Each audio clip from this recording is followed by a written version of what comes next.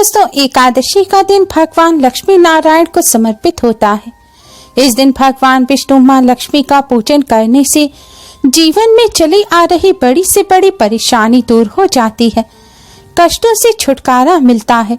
भगवान लक्ष्मी नारायण की कृपा से घर में अन्न धन की कोई कमी नहीं रहती, सुख समृद्धि में बढ़ोतरी होती है। दोस्तों, चैत्र मास की शुक्ल पक्ष की एकादशी को कामदा एकादशी के नाम से जाना जाता है। इस दिन भगवान विष्णु मां लक्ष्मी का पूजन करने से मनचाहा वरदान प्राप्त होता है। भगवान श्री हरि अपने भक्तों की सभी कामनाओं को पूर्ण कर देते हैं। धर्मशास्त्रों के अनुसार कामदा एकादशी का व्रत रखकर इसके पुण्य को पितरों को प्रदान करने से पितरों को प्रेत योनि, राक्षस योनि से भी छुटकारा मिल जाता है। दोस्तों, इस बार कामदा एकादशी का व्रत 1 अप्रैल दिन शनिवार को रखा जाएगा। इस बार पूरे 100 वर्षों बाद कामदा एकादशी पर कई महासंयोग एक साथ बनने से इस बार की कामदा एकादशी का महत्व कई गुना अधिक बढ़ गया है। इस दिन भगवान लक्ष्मी नारायण को प्रसन्न करने के लिए जो उपाय किए जाते हैं वह अति शीघ्र ही शुभ फल प्रदान करते हैं। आज की इस वीडियो में हम आपको एकादशी के इस शुभ संयोग पर करने वाला एक बहुत ही आसान और असरकारक उपाय बताने जा रहे हैं। इस उपाय को करने से भगवान श्री हरि विष्णु मां लक्ष्मी जी की कृपा प्राप्त होती है। जीवन में चली आ रही बड़ी से बड़ी परेशानी दूर हो जाती है। कष्टों से छुटकारा तो मिलता ही है, साथ ही धन का लाभ होता है और धन संबंधी समस्याएं भी जल्द ही दूर हो जाती हैं। भगवान विष्णु अपने भक्तों के सभी कष्टों को दूर करते हैं। दोस्तों, उपाय सही प्रकार से करने के लिए इस वीडियो को अंत तक अवश्य ही देखें। वीडियो में आगे बढ़ने से पहले आप हमारी इस वीडियो को लाइक कर अपने फ्रेंड्स के साथ शेयर जरूर करें और अभी तक अगर आपने हमारे चैनल को सब्सक्राइब नहीं किया है तो यूजफुल वीडियोस के लिए हमारे चैनल को सब्सक्राइब कर बेल आइकन को भी जरूर दबाएं। दोस्तों, एकादशी की रात का शास्त्रों में विशेष महत्व बताया गया है। माना जाता है एकादशी पर दिन की अपेक्षा रात्रि में की गई पूजा कई गुना अधिक पुण्य फलदायी होती है। इसलिए यह उपाय भी हो सके तो आप एकादशी की रात्रि को ही करें। रात्रि यानी कि संध्या बंदन के समय से आप रात में किसी भी समय इस उपाय को कर सकते हैं। उपाय करने के लिए सबसे पहले आप स्नान का स्वच्छ वस्त्र धारण करें। अगर आपने सुबह स्नान किया है तो आप सिर्फ संध्या काल के समय मुंह हाथ धोकर स्वच्छ वस्त्र धारण करें। अब आप एक दीपक लें और दीपक में आप रुई की बाती लगाएं। दोस्तों, 2 तरह की बाती होती हैं, एक लेटी हुई बाती और एक खड़ी हुई बाती। जो खड़ी जिसे फूल वाली बाती बोला जाता है, जो पूरी जल जाती है, आपको इस तरह की बाती दीपक में लगानी है। बाती लगाने के बाद आप दीपक में शुद्ध घी भरें। शुद्ध घी ना हो तो आप अपने घर में मंदिर में जिस भी घी का दीपक जलाते हैं या मीठे तेल का जलाते हैं, आप वह इस दीपक में भर दें। आप इस दीपक को आप किसी कटोरी या फिर प्लेट में रखें। ध्यान रखें, आज के दिन पूजा में भी चावल का इस्तेमाल भूलकर भी ना करें।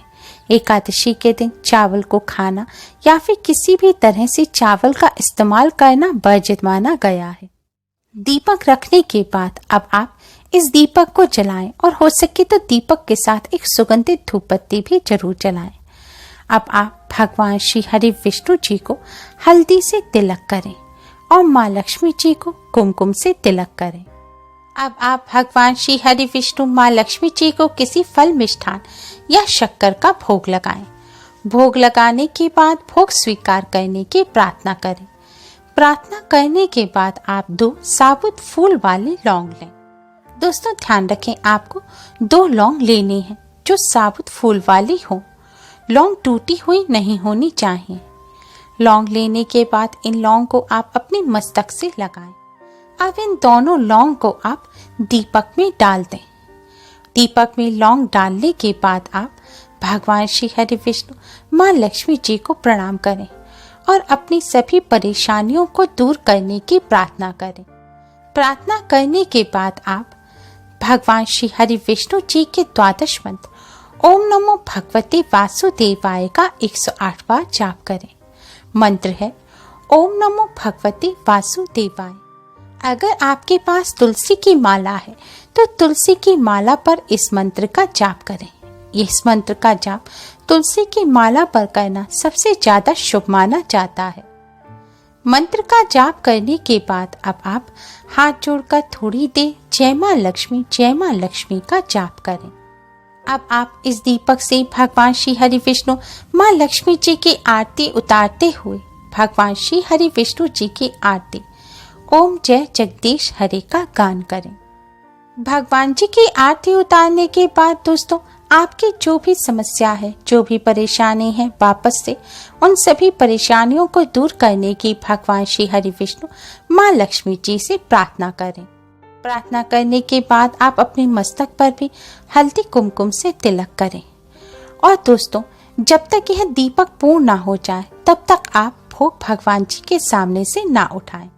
दोस्तों जैसे घी खत्म होने के साथ दीपक की बाती जलती जाएगी, दीपक की बाती के साथ यह लौंग भी जलती जाएंगी और जैसे जैसे यह लौंग जलती जाएंगी आपके जीवन से भी परेशानियां खत्म होती चली जाएंगी।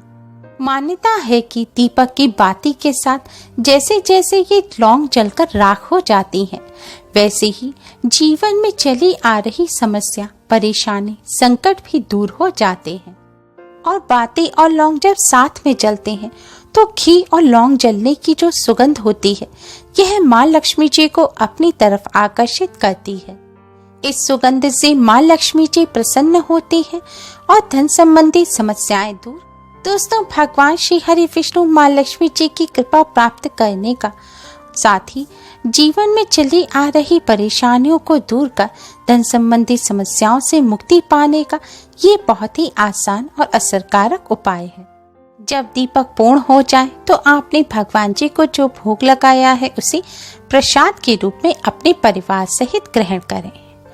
और दीपक और लौंग की बाती और लौंग की जो राख है उसे आप अगले दिन शुद्ध जल में मिलाकर किसी पौधे की जड़ में डाल दें। ध्यान रखें तुलसी जी की जड़ में ना डालें, आप किसी भी अन्य पौधे की जड़ में इस राख को डाल दें। दोस्तों इस उपाय को करने के साथ ही एकादशी के दिन कुछ बातों का विशेष ध्यान रखें। एकादशी के दिन भूल कर भी मीट, अंडा, प्याज, लहसुन या मदिरा इत्यादि का सेवन ना करें।